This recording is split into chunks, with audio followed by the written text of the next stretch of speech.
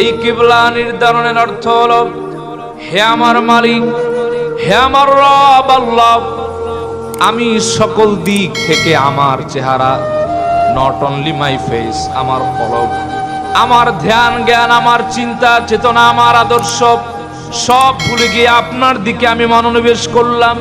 আমার কলবের মধ্যে পৃথিবীর আর কিছু নাই।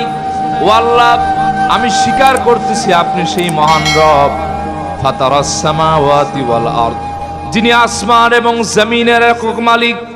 ও আল্লাহ, আর আমার পরিচয় হলো কোন মুমিন ছাড়া কোন মুশরিক কিবলামুখী হয় না।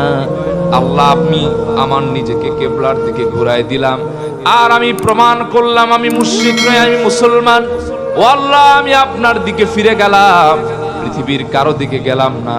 আল্লাহ, আমি গোলাম, আপনার কাছে সারেন্ডার হয়ে গেলাম।